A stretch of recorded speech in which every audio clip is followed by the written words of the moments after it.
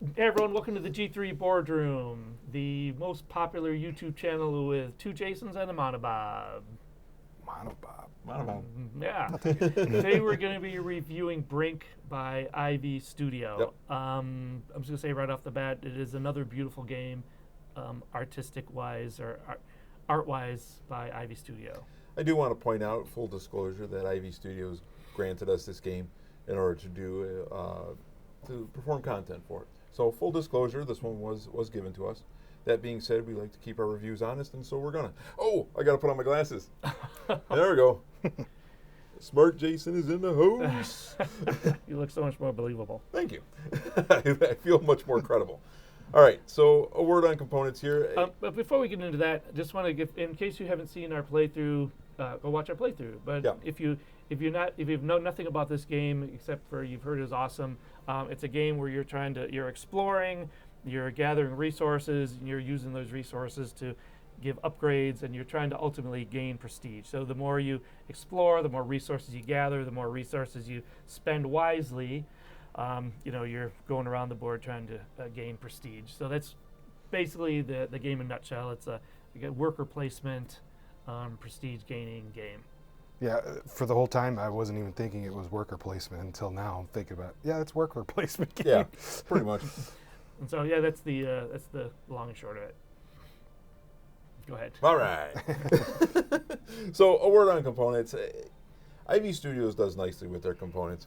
The board is kind of glossy, and it does add to the flavor. The problem I have with it, and this is a me problem, it won't be a you problem, is we got really bright studio lights down on this thing, and it kind of gives me a little bit of glare, so I can't exactly see it properly. Now that's not going to be your problem. You're playing this at home on your dining room table probably. The cards are nice stock. I don't think you're going to have any problems with these, and they don't get a lot of action, so I don't think I would bother to sleeve them. Yeah. You might sleeve the smaller cards. You tend to have Bob's meaty, sweaty hands on them, and so you might want to need something about that. So Sneaking into your house, playing with your game. Right. Now, if you do sleeve those, though, the small cards have these handy-dandy little containers for them for where the deck is and where the discard is. There's enough wiggle in there that if you sleeve them, you'd probably be just fine. All these trays do come with the game, and they're set up very nicely. The player trays are inset for your pieces. They're inset for this is your upgrade tray, and then they added a little spot for your upgrades, fit in there real nicely, so you're not going to knock them over. Yeah. The ships themselves also have little upgrade spots on them, which are really cool, so you can add your ships, make them a little bit unique. Jason's are floating around with extra cargo on them. Kind of looks like a Galaxy trucker kind of thing. And mine over here, I've got a big honking gun on it, as those Bobs, which do certain things within the game as well. The pieces were machined properly, so they fit nicely. They're snug. You can actually pick them up by that after they're in there, and they're not going to fall out. Yep. They're not just going to flop all over the place. And they're nice, solid. Yeah, and nice design. Pieces, I mean, they put some detail into the plastic mold. Kind of a unique design, so they look pretty good. I'm pretty happy with them. And then you have the resource components, which are just basic resources, nothing to complain about, nothing to write home about. They could have done them just different colors, but there's different shapes and different designs on each of the resource too, which is a nice added bonus. So again, if colorblind, it's a little bit of a little bit of a helper. Yep. And then, for each unique faction, each unique color, you have your own player indicators. Those are all different too. Yeah. So, they stand out. They look pretty good. The components get it done. There's nothing overly special about them, but they get the job done. They're nice. I have no real complaints about it. That being said, going into the game, go ahead, Jay. Go ahead, Bob. Go ahead, Bob. I know that you want to talk about the art. Well, we already kind of covered that earlier. As usual. Well, we covered it, but it was in a different video that these folks might he said with IV Studio, the art is always impeccable. Did he say that? Yes, he did. In this video? Yes. Yeah. All right. So again, Bob had more to add. Yeah. Well, so my take home is going to be listen to Jay more. I understand. Noted. It's got a very nice table presence.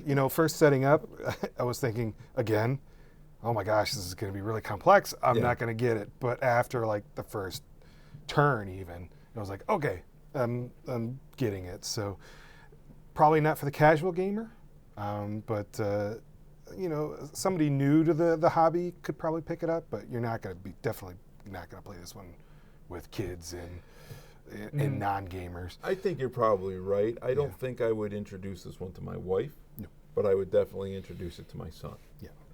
Or my sons, plural, depending. Yep. But I don't think my wife would like this just because there's a lot going on. Now, there's not a lot going on. Once you understand what's happening here, Yeah. there's a lot of stuff, but it's not overly complex. My wife would not like it. The intimidation factor alone would keep her from even trying. It's nice to have a space-themed game when you're not trying to destroy each other's ships. Yes, and that's good. It's a competitive, but it's a PVE almost. Yeah. Yeah. Um, Well, that's really the only one of the only manners of interference you can have with somebody is simply that you've taken somebody else's spot. Yeah. yeah, and at 3 players, how many does this play up to? 5. 5. I mean, at 5, that might become an issue because this board doesn't get any bigger. But at 3 players, we never bumped into each other. No one really even took anyone's spot. He took the spot I was going to move to Oh, on the last okay. turn. All right, so it did come into Just play for a little couple bit. extra resources, but it actually worked out in my favor going to that one. I was worried about doing that one because there were no green at the time, and I'm thinking, it's taking a gamble, but you decided to cause the revolt anyways. Yeah, that hurt. that hurt Yeah. my way. I lost. Yeah. So I don't want to hear about how much I hurt you guys. What's funny about that, though, is you did that. It did allow you to catch up a little bit because it took 6 points out of both Bob and I. But it took the exact same. We lost the exact same amount. Yeah. And so we stayed even. You caught up. So that helped you. So A little bit. Yeah. it made you only lose by 2. I really like this game because I finally Right. won something. Now this is set. Brink is set in the Moonrakers universe, or Moonrakers is set in the Brink universe, one or the other. Because of that, they actually reused the art for some of the cards. These guys, I recognize them from Oh. Moonrakers. I think that Yeah. Brink is in the Moonrakers universe because this game comes with a little graphic novel. Yeah. And the graphic novel, it's kind of a fun read. It sort of sets up the backstory of the game. Doesn't have any rules or anything in it, but they mention like the Moonrakers in it. okay. So I'm thinking that this game is in the Moonrakers universe, not vice versa. They share a universe.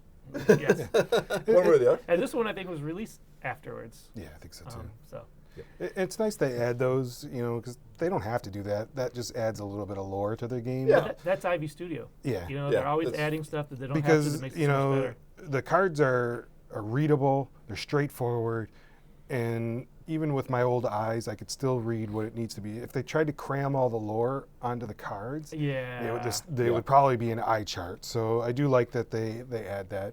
It's just kind of a little bonus for the game itself. Yeah. I had a lot of fun playing the game though without knowing the lore, so that's Yeah, same. good too. You don't need Yeah. to know it, but if you want to know it, there's options for you to explore.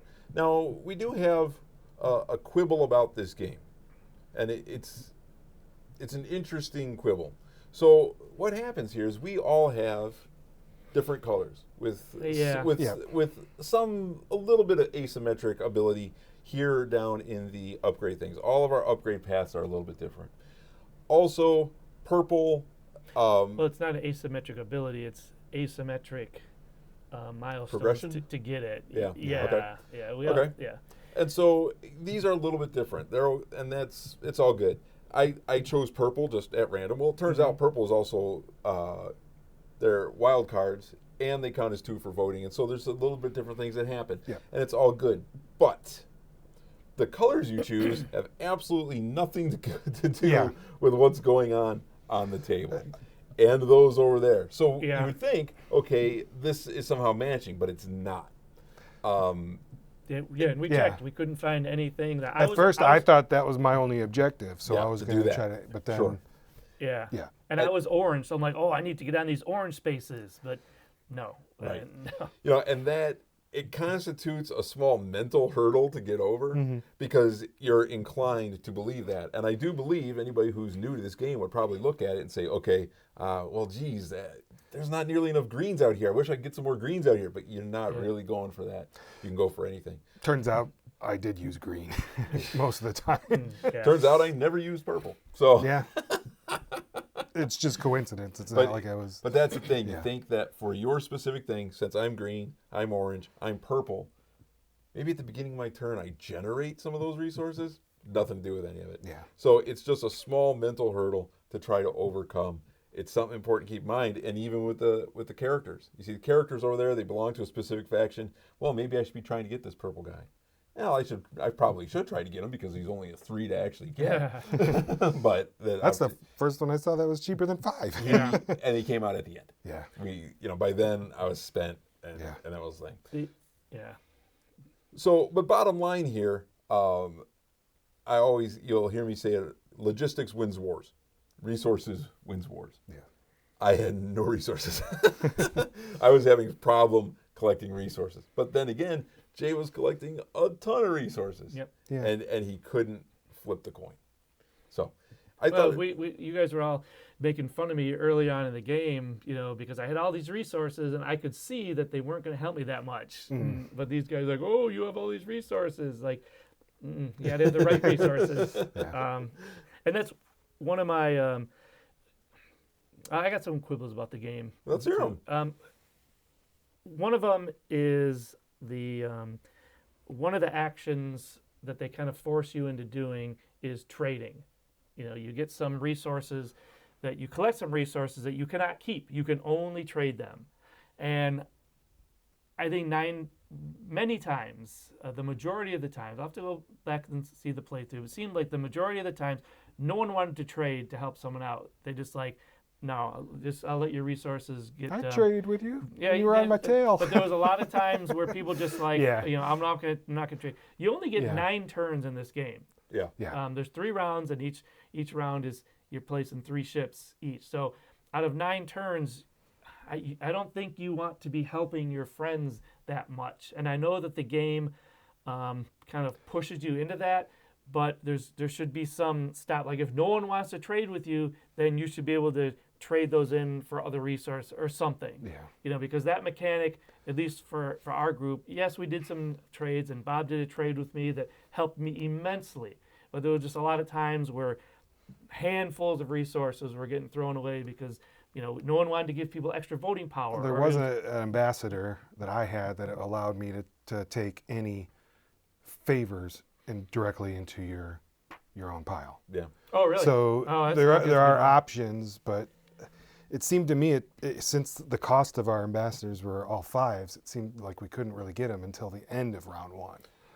Well, I agree with what you said there, and I think the trading mechanic, the not cooperative, but the wary distance while I help you mechanic is done better in Moonrakers. Yeah. Because there's a different kind of reward. I think in Yeah. this game, I know exactly what you're talking about, and you're not wrong, but I think what happened was for the first round, we were all good with trading. It was like, okay, yeah, I need some stuff, you need some stuff, and we can do that. But you're right. About halfway, probably around turn 4, we'll see in the playthrough. Probably around turn 4, beginning of round 2, it became unreasonable requests. It's like, I'll take all 4 of those, and I'll give you a half of something. But isn't that kind of what every diplomatic game does if it's competitive? But I'm saying I don't like that mechanic in competitive games. right. Yeah. It's yes, but, and I would say that Moonrakers is a competitive game, but it doesn't feel like that. You still have to correspond. You still have to interact. Cooperate. You still have to cooperate with others. About 90% of the game. Yeah, when it gets down to, hey, this guy's getting too close to winning. This one, it felt like it started early, and I wonder if other people's groups have that same experience. Yeah. Because a lot of things where it's like you see them, it's like, well, I'm not even going to bother here because I'm not going to be able to use those. Right. And no one's going to want to trade me for them. And even if I did, this is 2 purples. I don't want to give Jay 2 purples. And so it's not just that. It's not just that you don't want to trade with me for my stuff. I actually don't want to trade my stuff to you either. Yeah, I mean, and so that mechanic, I think you're right.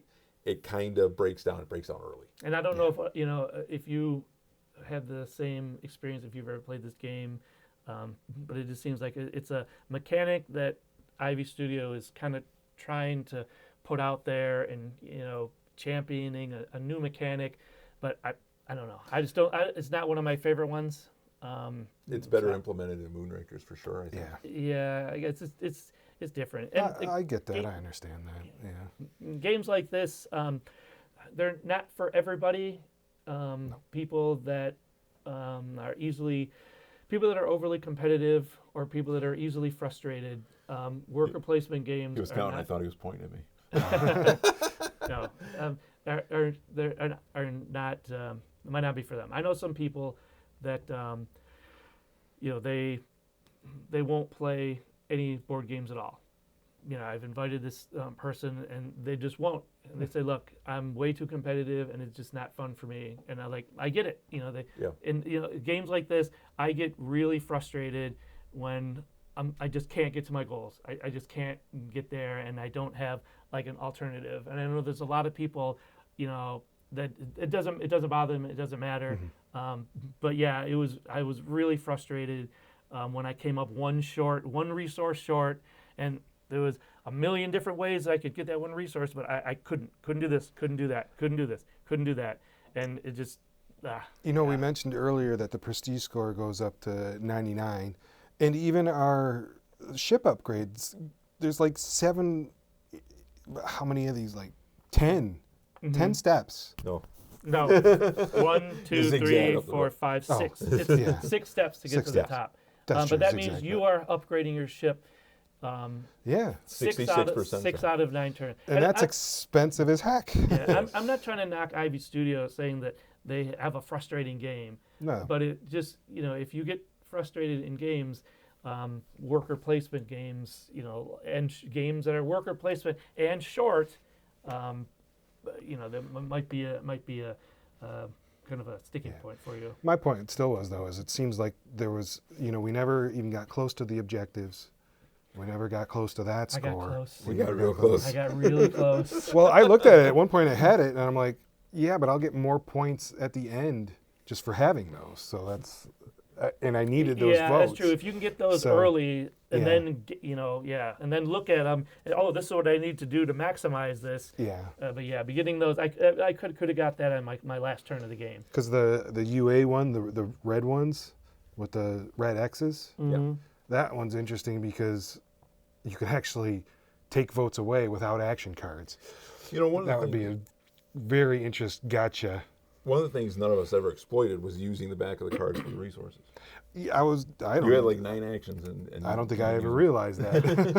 There's so many times where I'm like, Yeah. I could play an action, but none of my action cards are working. I could have played the action cards. Okay, I was sitting on a couple action cards too. And these that I all give didn't me use. purple, and these would have gotten me my. they would have got you your thing. All right. We're going to say you finished second place. What do you think about that? No. Because I had no cards to use. Yeah. So, Well, these were worth more to me because Yeah, they were those were worth 6 prestige points. So points. it would have been if I would have known, if I would have remembered that rule, because I remember, I was talking about. Then it wouldn't have been as frustrating for me. yeah. Could And you that have one's used on you. the- I hate Yes, that. yes. And I wasn't knocking IV Studio in the first place. I was just saying that it's possible. With Could you have worker used? So what I would say, there are games that are for certain people, and there are games that are not for certain people. This game is definitely for me. I enjoy this kind of game. Yeah. I know my son Owen would enjoy this kind of game, and so he's going to bug me to play it. And I'm gonna be happy to play it with him for sure. But yeah, there's worker placement elements here, and in every worker placement game, what you're really dealing with is the shortage. I'm coming up short. I'm coming up short. Because I'm gathering resources, I'm coming up short. And that's always what's going to happen in games like that. Now, if you find that frustrating, then this game might not be for you. Yeah. You do the best with what you got. Unfortunately for me, that meant what I was doing was us just going after ambassadors. I killed a bunch of ambassadors, and that's what my end game was. I could never get to 9, but I could get to 5. Yeah. That was my thinking too. I think, these are clearly end game items. You do the best you can to get to them. I find it interesting that none of us managed to make it. You almost made it. You should have made it. Yeah, I did. happens. I could have made it. I didn't. I had a card that would have made it, but I would have gotten it like on my last turn. And the bonus that it would have given me is you get a prestige for every Wasn't yellow. going to help you at that point. But I used them all to get it. So yeah. Wasn't going to help you at that point. But, a game like this, like I said, it is a premium offering. It's definitely an expensive game. I enjoy it quite a bit. I would play it again, but it might not be for everybody if you don't like worker placement games, or if you find things where you have a shortage to be frustrating. which I certainly understand. But on the plus side, if you don't like worker placement games, this one you only get 9 turns, so Yeah. you know, it's short. I enjoyed it, and I would definitely play it again. Yeah, same. So Oh yeah, I mean, I'd play any game by IV Studio again. So this one, I'd like to. I'd give it another chance. I was gonna say it's not my favorite. I mean, it wasn't a blowout by any means, so it was close. Oh yeah. Yeah, and it was So- kind of fun because after the first round, we were like way down here, and we're like, oh my gosh, Yeah. how are we gonna get? Yeah. And then we just Well, after the first round, I was here. yeah. Because if I didn't Took have some those big action leaps. cards, it would have been that. So Yeah, that, that's that true. was pretty close. So I mean, that's a sign of a good balanced game. Yeah. I would like to see what happens in this game with 5. Yeah. I could What see happens with getting the voting? crowded. The voting would be Oh bonkers. yeah, that would be bonkers. Yes. Yeah, the voting would be very, very interesting. Oh, So, we're gonna play this game with 5. We're gonna yeah. need 2 more people. Yeah. Okay, that's about all I got. Yeah, thanks for watching our review, really our first impressions. We haven't played this game a ton. Brink by IV Studio. Thank you, IV Studio, for the review copy. You know, again, if you enjoyed this video, want to see some more, go ahead and subscribe, and you will get notified. We'll see you next time.